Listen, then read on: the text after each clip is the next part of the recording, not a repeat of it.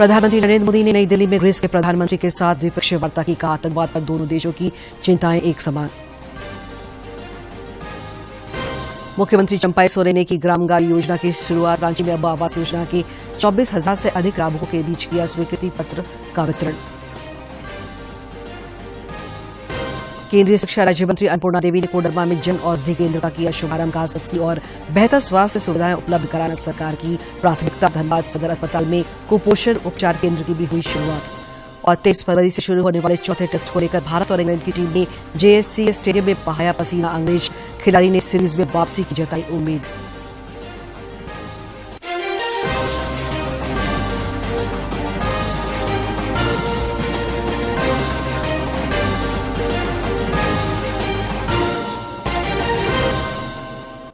नमस्कार, खबरें झारखंड में आपका स्वागत है। मैं हूं दिव्या और अब समाचार विस्तार से। प्रधानमंत्री नरेंद्र मोदी और ग्रीस के प्रधानमंत्री ने दिल्ली के हैदराबाद हाउस में द्विपक्षीय वार्ता की। दोनों नेताओं ने वैश्विक और आपसी हितों पर चर्चा की।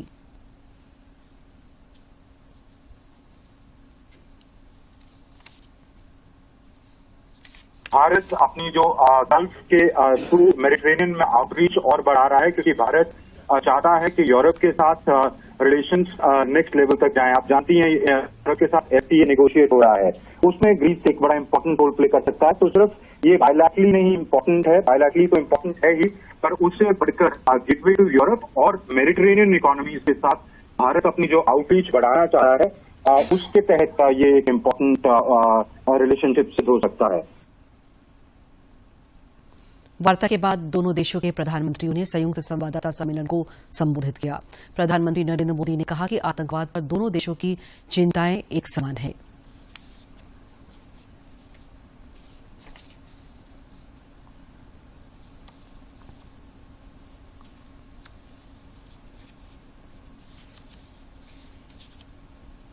डिफेंस और सिक्योरिटी में बढ़ता सहयोग हमारे गहरे आपसी विश्वास को दर्शाता है।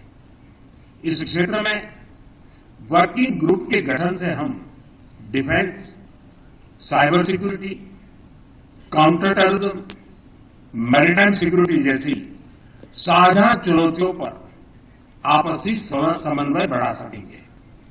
भारत में डिफेंस मैन्युफैक्चरिंग में को प्रोडक्शन और को डेवलपमेंट के नए अवसर बन रहे हैं, जो दोनों देशों के लिए लाभदायक हो सकते हैं। हमने दोनों देशों के रक्षा उद्योगों को आपस में जोड़ने पर सहमति जताई है। आतंकवाद के खिलाफ लड़ाई में भारत और ग्रीस की चिंताएं और प्राथमिकताएं समान है। हमने इस क्षेत्र में अपने सहयोग को और अधिक मजबूत करने पर विस्तारपूर्वक चर्चा की। प्रधानमंत्री नरेंद्र मोदी ने आज नई दिल्ली में 9वें रायसीना संवाद का उद्घाटन किया। इस मौके पर यूनान के प्रधानमंत्री मुख्य अतिथि के रूप में शामिल हुए।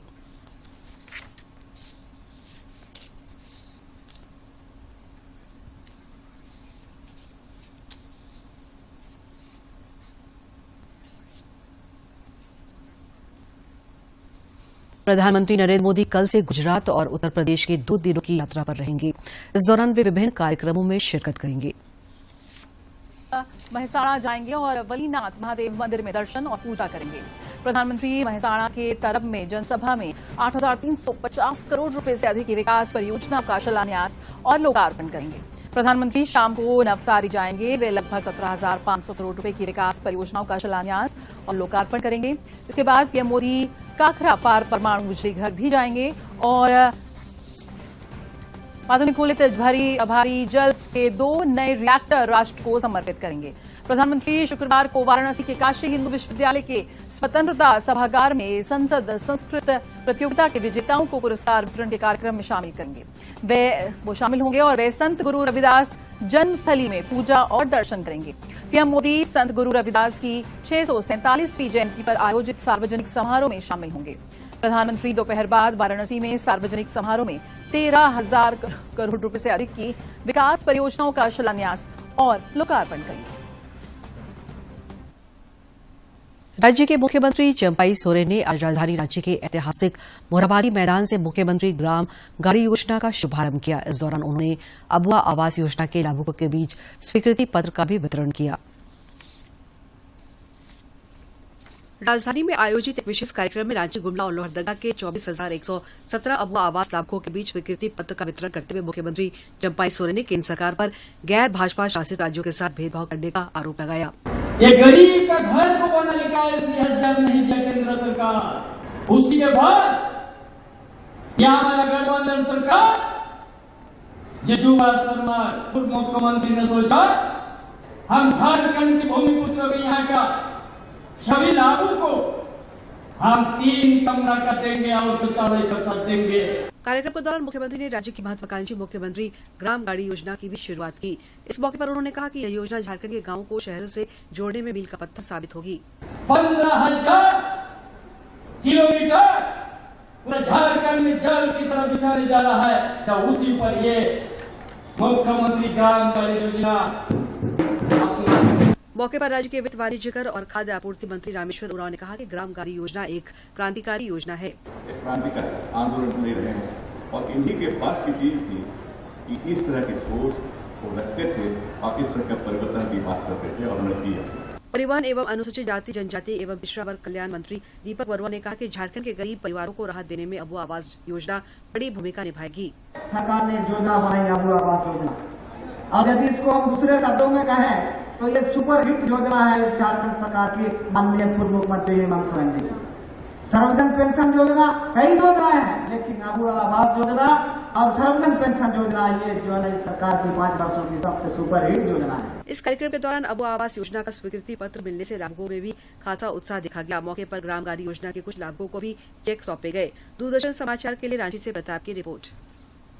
कोडरमा जिले में भारतीय जन औषधि परियोजना के तहत देश के 11,752वें जन औषधि केंद्र का आज केंद्रीय शिक्षा राज्य मंत्री अन्नपूर्णा देवी ने उद्घाटन किया। मौके पर स्थानीय विधायक डॉक्टर नीरा यादव भी मौजूद रही। कोडरमा सदर अस्पताल में जेनेरिक मेडिकल स्टोर का उद्घाटन करते हुए केंद्रीय शिक्षा राज्य मंत्री अन्नपूर्णा देवी ने कहा कि लोगों को सस्ती और बेहतर स्वास्थ्य सुविधाएं उपलब्ध कराना प्रधानमंत्री नरेंद्र मोदी की सोच है। प्रधानमंत्री की इसी परिकल्पना को साकार करने के लिए यहां जन औषधि केंद्र का शुभारंभ किया गया है। सदर अस्पताल में ये बहुत ही फायदेमंद साबित होगा आम जन के लिए, क्योंकि बहुत ज्यादा आवश्यकता लोगों को है। यहाँ सस्ती दवाई, यानी आज जो उपयोग कर रहे होंगे अगर 1,000 रुपये का दवाई महीना में, तो ये शायद 200 रुपये में पूरा महीना का दवाई यहाँ पे मिलेगा। मौके पर मौजूद विधायक नीरा यादव ने चिकित्सकों से अपील की कि वे ब्रांडेड दवाओं की जगह जेनेरिक दवाओं को प्राथमिकता दें, इससे लोगों को राहत मिलेगी। लेकिन रेगुलर दवा खाने वालों का बजट काफी ज्यादा हो जाता था, जिसे वो दवाइयाँ नहीं खरीद पाते थे। तो कहीं न कहीं जन औषधि केंद्र खोल करके, वो भी सदर हॉस्पिटल में खोल करके, इसका जो ब्रांच है यहाँ पर खोल करके काफी उन्होंने सराहनीय किया है। तो हम आभार व्यक्त करना चाहेंगे कि इस प्रकार आज हमारे कोडरमा में भी लोगों को काफी सुविधा मिलेगी। इस जन औषधि केंद्र का संचालन किरण इंटरप्राइजेस की ओर से किया जाएगा। इसमें सभी तरह की बीमारियों की दवाओं के अलावा सर्जिकल आइटम भी उपलब्ध रहेंगे। सदर अस्पताल के चिकित्सकों को भी मरीजों के लिए जेनेरिक दवा दिखने की सलाह दी गई है। कोडरमा से गजेंद्र बिहारी सेना की रिपोर्ट। केंद्र का उद्घाटन विधायक राज सिन्हा ने किया। मौके पर civil surgeon doctor CV Prathapan और सदर अस्पताल के प्रभारी डॉक्टर राजकुमार सिंह भी मौजूद थे। मौके पर विधायक श्री सिन्हा ने कहा कि काफी समय से धनबाद में कुपोषित बच्चों का इलाज नहीं हो पा रहा था। यही वजह है कि उन्हें विधानसभा में इस मामले को उठाना पड़ा था।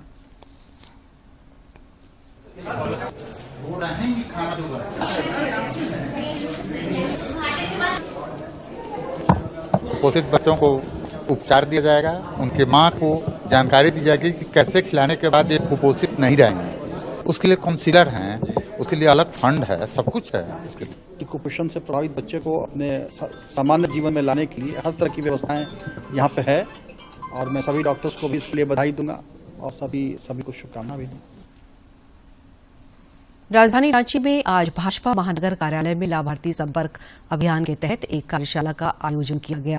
कार्यशाला में पार्टी के प्रदेश अध्यक्ष बाबूलाल मरांडी भी शामिल हुए। इस दौरान उन्होंने पार्टी कार्यकर्ताओं को राजनीति के कई गुर सिखाए। इस अवसर पर सांसद संजय सेठ, महानगर भाजपा अध्यक्ष वरुण साहू समेत कई पार्टी पदाधिकारी मौजूद थे। उजाला योजना के तहत उनको गैस का कनेक्शन मिला है, चाहे वो राशन मिल रहा है, लेकिन उतना से काम नहीं बनेगा। जब तक हम इस चुनाव में उनके यहाँ नहीं जाएंगे, उनके यहाँ दस्तक नहीं देंगे, उनको हम घर में जाकर के दरवाजा नहीं खटखटाएंगे, तब तक वो आपके साथ वो नहीं आएंगे। फिर उनको लगेगा अरे कहाँ तो कोई बीजेपी वाले है ही नहीं।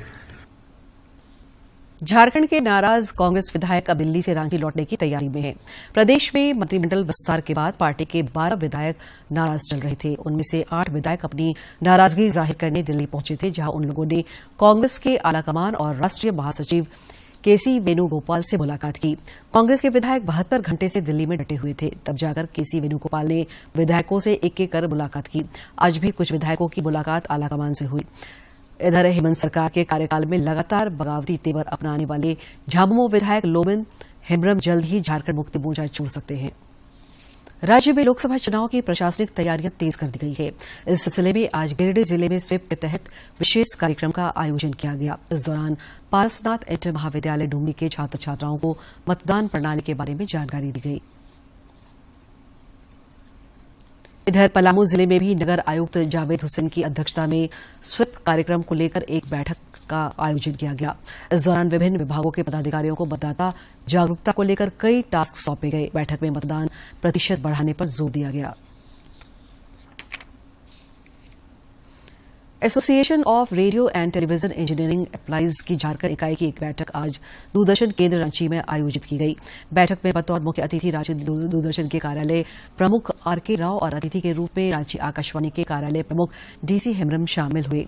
इस दौरान पिछले 2 वर्षों में सेवानिवृत्त अधिकारियों और पदोन्नति पाए सहायक अभियंताओं को सम्मानित भी किया गया। बैठक में सदस्यों के कल्याण को लेकर चर्चा की गई। मौके पर अभियंत्रण क्षेत्र के कई पदाधिकारी मौजूद थे।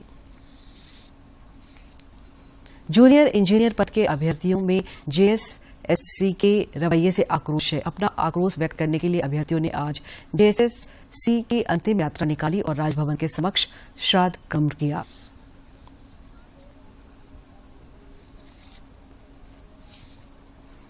विकसित भारत संकल्प यात्रा के रांची के डिबडी पहुंचने पर स्थानीय लोगों की खुशी का ठिकाना न था। संकल्प यात्रा में शामिल लोगों ने इस मौके पर भरपूर लाभ उठाया। पिछले 1 दशक के बदलाव का गवाह रांची के डिबडी इलाके के लोग आज बेहद खुश हैं। वजह है यहाँ मोदी की गारंटी वाली गाड़ी पहुंची है, जिसका यहाँ के स्थानीय लोग पिछले कुछ दिनों से इंतजार कर रहे थे। खासकर वंचित वर्ग के वैसे लोग जो केंद्र सरकार की कई कल्याणकारी योजनाओं का लाभ लेने से चूक गए हैं। लोगों ने यहाँ केंद्रीय योजनाओं की जानकारी ली और मोदी सरकार के फायदे गिनाए। गैस कनेक्शन दिया गया, गरीबों को बहुत मिला। हेल्थ कार्ड से मिल रहा है 5 केजी जो अनाज है। मुद्रा योजना जिस तरह का है, सीधा जो गवर्नमेंट तरफ से आया हुआ वो सब जानकारी। डिबडी राजधानी रांची के उन इलाकों में से एक है जहां हाल ही में केंद्र सरकार की हर घर नल योजना के तहत हर एक घरों को शुद्ध जल के नल से आच्छादित किया गया है। लाभुकों ने इसके लिए केंद्र सरकार का आभार व्यक्त किया। हमको राशन का फायदा मिल रहा है और उसके बाद यहाँ से हमको बहुत सारी जानकारी मिली है और आयुष्मान बनाने की कोशिश करूँगा। नल योजना भी आया है और सरकार से अनाज मिल रहा है के विषय में जानकारी मिला। उज्ज्वला योजना के बारे में जानकारी मिला, नल योजना के बारे में जानकारी मिला, आधार कार्ड के विषय में जानकारी मिला। बातचीत के क्रम में प्रधानमंत्री गरीब कल्याण योजना, आयुष्मान भारत और उज्ज्वला समेत कई दूसरी केंद्रीय योजनाओं के लाभुकों ने अपने सुखद अनुभव बताए। राशन तो मिल रहा है 5 केजी एक आदमी के पीछे में। खाली नल अभी फिटिंग हुआ है, न कि पानी सप्लाई नहीं हुआ है। लोग को तो मिला है लाल वाला राशन कार्ड, फिर क्या बोलते हैं सिलेंडर गैस, बस अभी 25 किलो 5 आदमी का और नल तो लगा हुआ है और हमको राशन मिलता है। प्रधानमंत्री मोदी की तस्वीर वाले कैलेंडर को लेने के लिए स्थानीय लोगों में होड़ लगी हुई थी। बड़ी स्क्रीन पर केंद्रीय योजनाओं के बारे में जाने के बाद कई लोगों ने प्रधानमंत्री के कटआउट के साथ तस्वीरें भी खिंचवाई। रांची से अवधेश गौतम की रिपोर्ट। दुमका जिले के जरमुंडी थाने में पदस्थापित एएसआई राजकुमार सिंह को भ्रष्टाचार निरोधक ब्यूरो एसीबी ने आज 10,000 रुपए घूस लेते गिरफ्तार कर लिया। उनके एक सहयोगी को भी गिरफ्तार किया गया है। इनके विरुद्ध अभिषेक कुमार नामक शख्स ने शिकायत की थी। आरोप है कि एएसआई बिजली चोरी के एक केस में रिश्वत की मांग कर रहा था। पलामू जिले के हुसैनाबाद थाना क्षेत्र से पुलिस ने 5 बाइक चोरों को गिरफ्तार किया है। हुसैनाबाद के एसडीपीओ मुकेश कुमार महतो ने बताया कि गिरफ्तार अपराधियों की निशानदेही पर चोरी की 8 बाइक भी बरामद की गई है।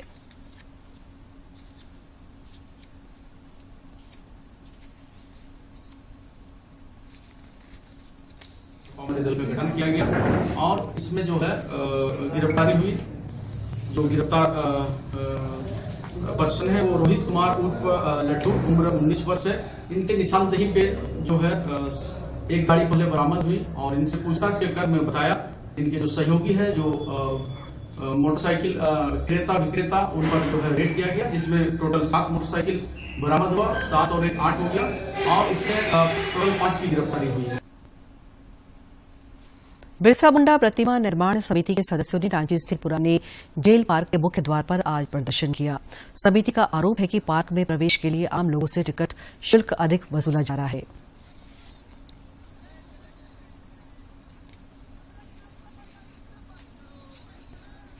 भारत और इंग्लैंड के बीच जारी 5 टेस्ट मैचों की सीरीज का चौथा मैच 23 फरवरी से रांची के जेएससीए स्टेडियम में खेला जाएगा। दोनों ही टीमों ने आज जेएससीए स्टेडियम में अभ्यास किया। अभ्यास सत्र के दौरान इंग्लैंड के खिलाड़ी ओली पोप ने प्रेस कॉन्फ्रेंस रूम में उम्मीद जताते हुए कहा कि उनकी टीम यहां सीरीज में वापसी करेगी। गौरतलब है कि इंग्लैंड की टीम पहला मैच जीतने के बाद बाकी 2 मैच लगातार हार चुकी है। और अब देखते हैं फटाफट अंदाज में जिलों की खबरें।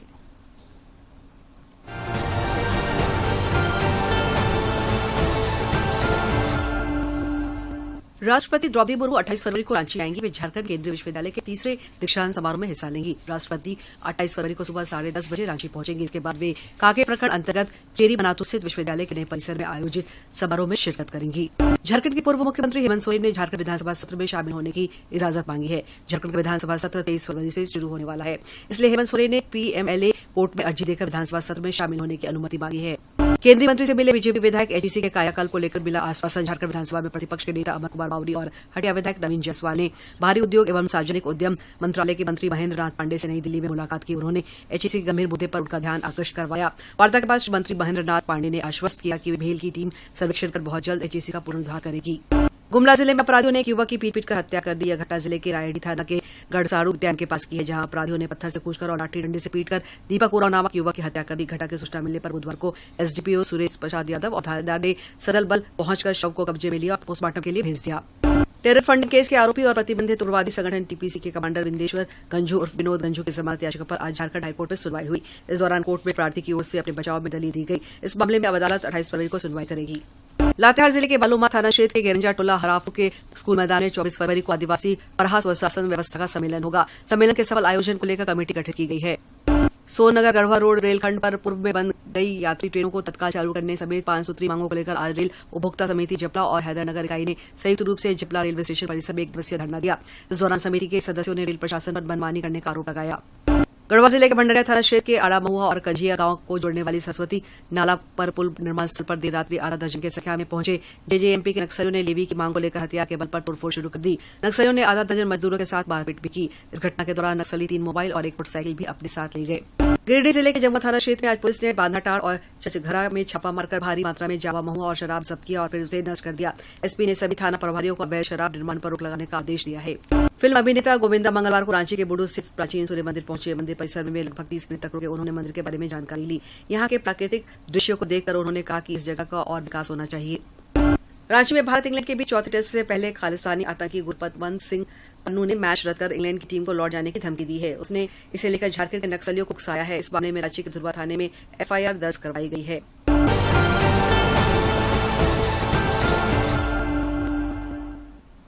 प्रधानमंत्री नरेंद्र मोदी इस महीने की 25 तारीख को आकाशवाणी से मन की बात कार्यक्रम में अपने विचार साझा करेंगे।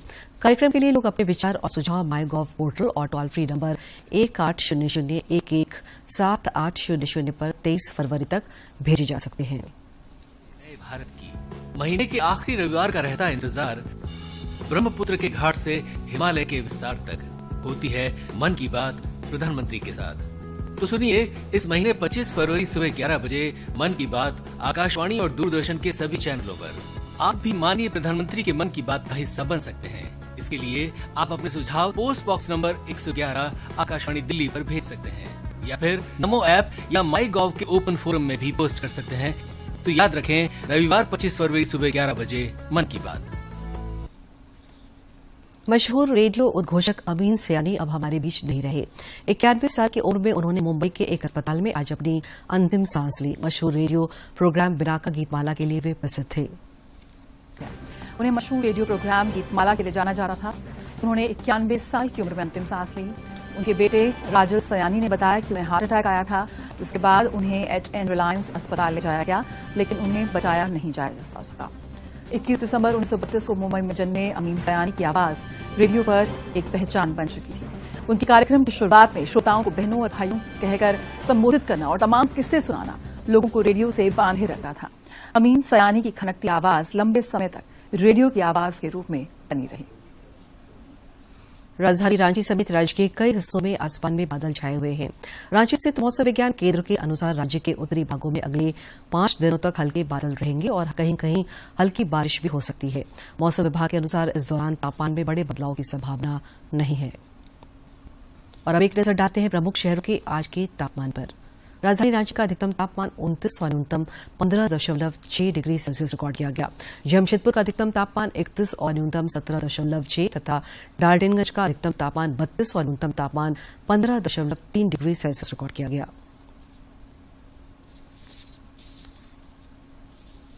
अंत में मुख्य समाचार एक बार फिर। प्रधानमंत्री नरेंद्र मोदी ने नई दिल्ली में ग्रीस के प्रधानमंत्री के साथ द्विपक्षीय वार्ता की। कहा, आतंकवाद पर दोनों देशों की चिंताएं एक समान। मुख्यमंत्री चंपाई सोरेन ने की ग्रामगाड़ी योजना की शुरुआत। रांची में अब आवास योजना के 24,000 से अधिक लाभुकों के बीच किया स्वीकृति पत्र का वितरण। केंद्रीय शिक्षा राज्य मंत्री अन्नपूर्णा देवी ने कोडरमा में जन औषधि केंद्र का किया शुभारंभ। कहा, सस्ती और बेहतर स्वास्थ्य सुविधाएं उपलब्ध कराना सरकार की प्राथमिकता। धनबाद सदर अस्पताल में कुपोषण उपचार केंद्र की भी हुई शुरुआत। और 23 फरवरी से शुरू होने वाले चौथे टेस्ट को लेकर भारत और इंग्लैंड की टीम ने JSCA स्टेडियम में बहाया पसीना। अंग्रेज खिलाड़ी ने सीरीज में वापसी की जताई उम्मीद।